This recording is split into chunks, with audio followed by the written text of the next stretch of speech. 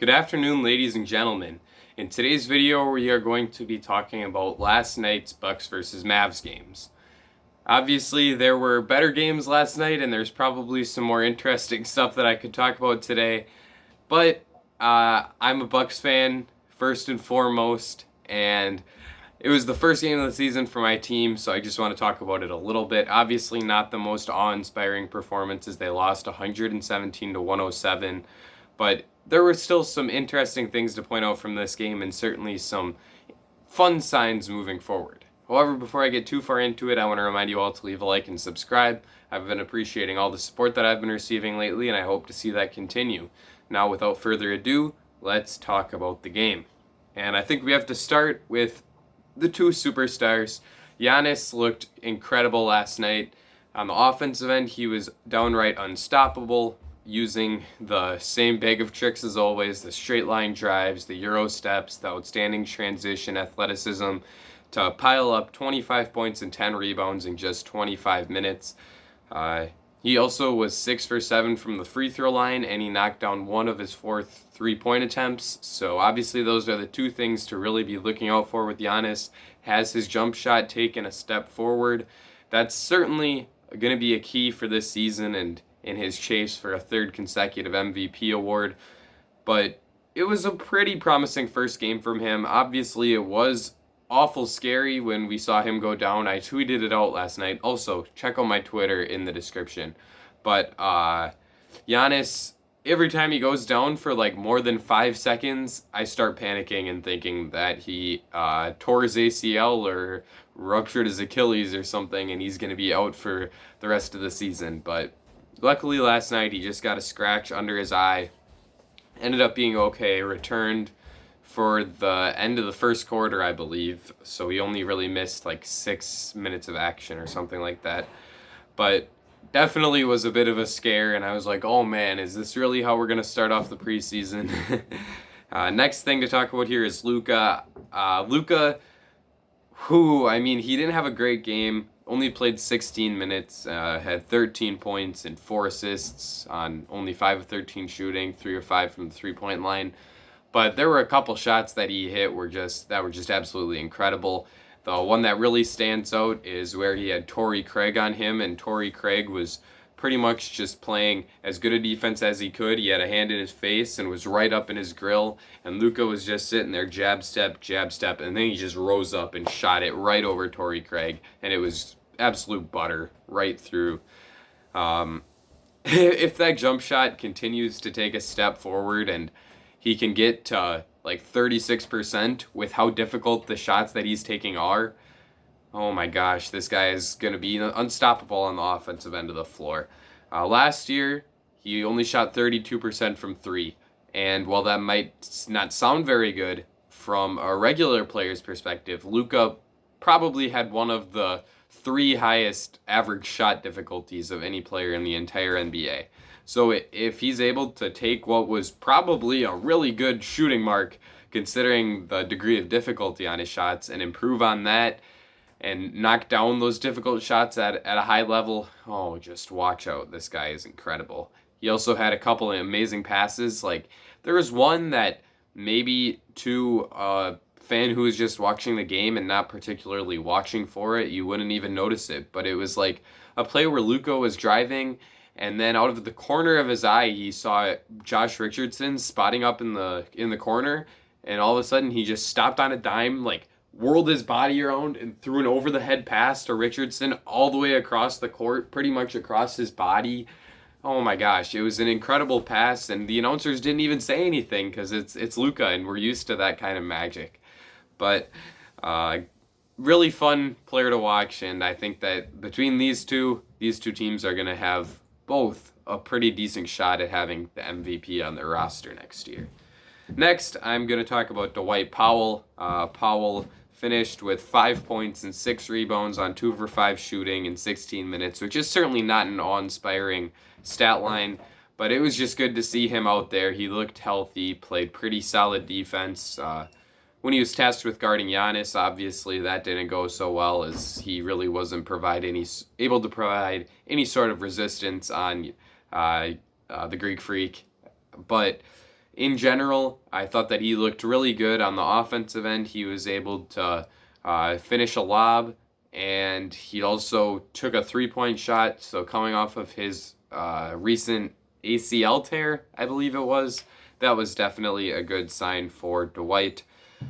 I also, moving on, we'll talk about Josh Richardson, who had a really nice game, 9 points on 3 for 4 from the three-point line. Obviously only played 16 minutes, as that pretty much seemed to be Rick Carlisle's minute cap for every player on the squad. But in Richardson's time out there, he showed the reason why the Mavs traded for him. He's a legitimate floor spacer who can knock down open shots. He's certainly not Seth Curry from behind the line, but he's competent. And where they really are looking for him to make their team better is on the defensive end, and he did that. He was the best option they had on Jrue Holiday, really limited what Holiday was able to do, did a terrific job of keeping him in front. I believe he had a steal. Just really nice game from Josh Richardson. I think that he's going to be the idealistic player to pair alongside Luka Doncic in the backcourt. Luka can make him better on offense, and Richardson can make Luka better on defense. So I think that this is a good pairing, and I'm excited to see what they can do moving forward. Could be a nice bounce back year from Josh Richardson after he struggled in Philadelphia when he was taxed with a bit more of a ball handling role than he was really capable of taking on. Chris Middleton also had a nice game for the Bucks, played 25 minutes, same as Giannis. In those 25 minutes, though, I thought that he was really aggressive. He was looking for his shot, and he just gets so overlooked. He gets really overlooked over the general landscape of the NBA. People look at the Bucks and they say it's Giannis and a bunch of role players. Well, Chris Middleton was an all-star the last 2 years, and that is for good reason. This guy is a terrific scorer.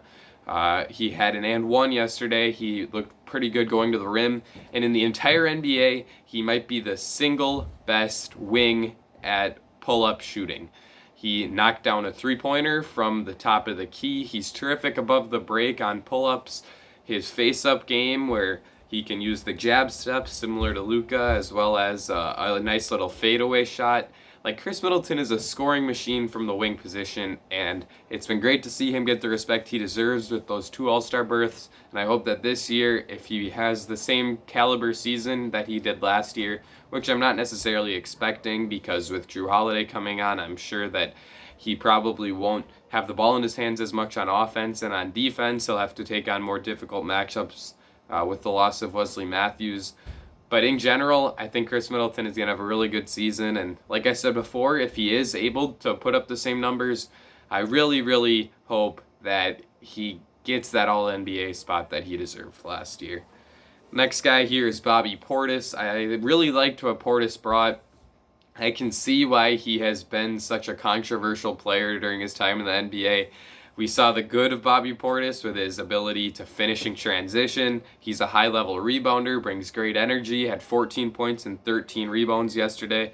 But at times, he made some boneheaded plays, silly fouls on defense, risky gambles that didn't pay off.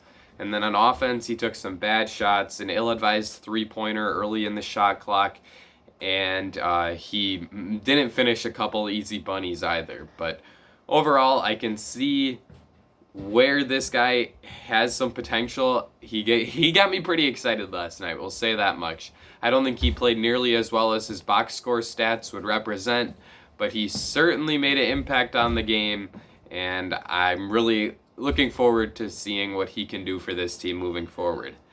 The other big man off the Bucks bench, young big man I guess we'll say, is DJ Wilson, and he also did some intriguing things last night that got me excited. I actually think I tweeted about him, said something like that I liked the energy he was bringing offensively. He knocked down 2 three-pointers and also had a couple nice finishes at the rim. And on defense, he did a really nice job of just keeping his man in front of him. Had a couple good shot contests at the basket. And overall, I think that it was a pretty solid game from him. Obviously, It was one preseason game, but he looked like someone that you can trust with rotation minutes in the regular season, and I really hope that he's able to earn those because I've liked DJ Wilson ever since he came out of Michigan. When would that have been? Like 2016, 2017. The 2017 draft, he went like, was it 13th overall? Something like that. But DJ Wilson is a guy that I am a fan of, and I hope that he's able to work his way into Mike Budenholzer's rotation because of his energy that he brings onto the court. He plays hard, and hopefully his three-point shot really comes along this year, and he can be a legitimate stretch big for the Bucks. Next guy is Dwight Powell, Jalen Brunson. We already talked about Dwight Powell. Brunson looked good. He missed the bubble with an injury, but he was certainly not showing any signs of that yesterday. He took 2 charges, both in the first quarter, I believe. On the offensive end, he looked pretty good, knocked down a 3, made a couple nice plays for his teammates. I think he had one really nice pass, if I'm remembering correctly, but I don't really remember who it was to. Finished with 10 points and 4 assists, had a couple crafty layups.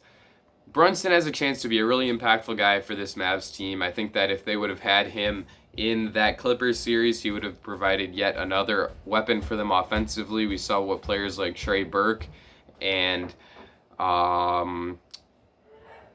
Seth Curry were able to do in that series, and I think that Jalen Brunson would have just been another guard to take advantage of matchups against guys like Lou Williams and Landry Shamet. So I think it's going to help this Mavs team to have him back this year, and I'm looking forward to seeing what he can do.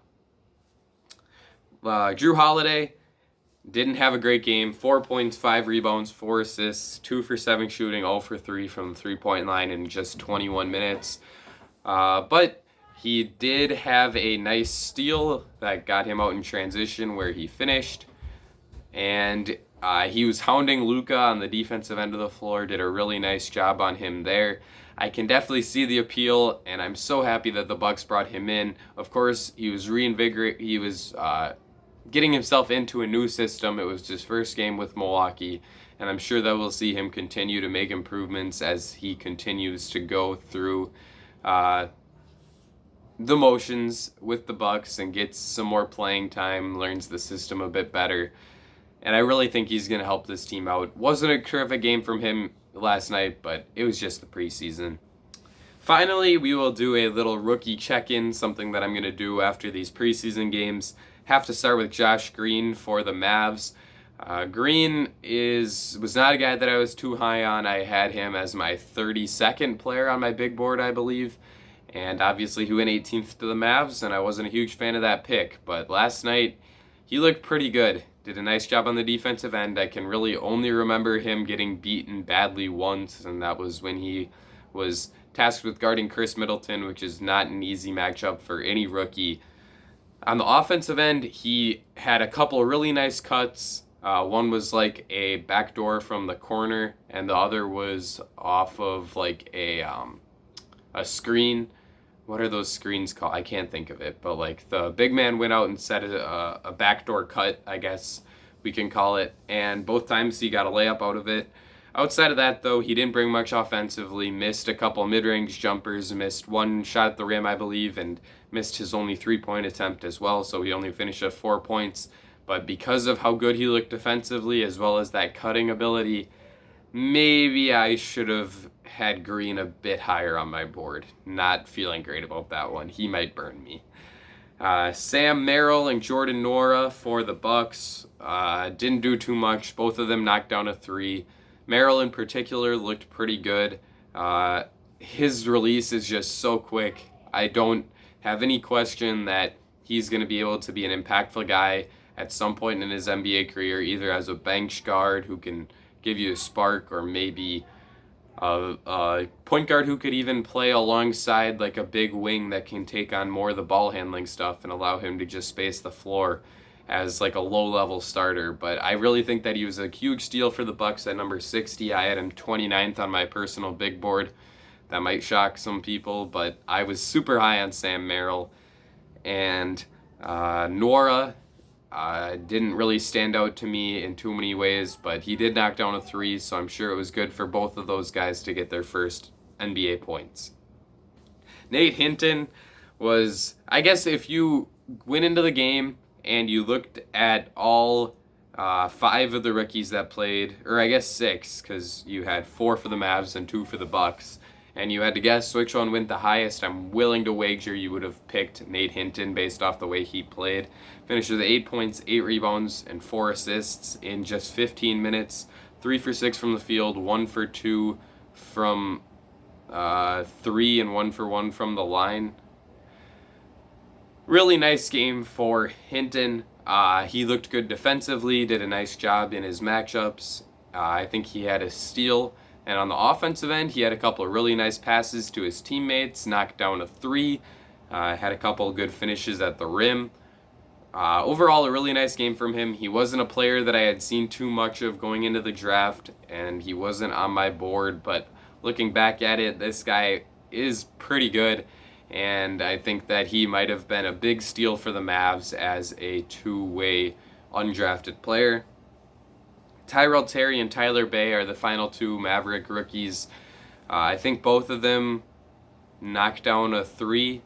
Tyrell Terry definitely did, and it was a nice shot coming off of like a pin down opportunity. But neither of them did too much that made too big of an impact in my memory of them on the game. So similar to Sam Merrill and Jordan Monora, not going to say too much. Overall, though, this is a fun game. It was great to see the Bucks back on the floor, especially with a great opponent like the Mavericks. I'm really excited to see these two teams play. As I said in my Bucks season preview, I'm very high on them, and I think that they're going to be a true inner circle title contender. I'm not as high on the Mavs. I'm not quite sure if they're going to reach the top 3 seed in the Western Conference that many people are picking them to be, but I do think that Luka is going to have a fantastic season. Josh Richardson is going to be a great compliment to him.